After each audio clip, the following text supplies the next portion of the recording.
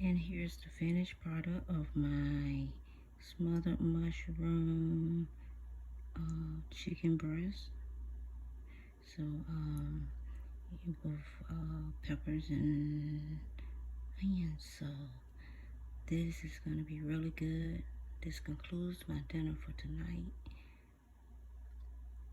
Guys, come back tomorrow morning and let's get some breakfast started.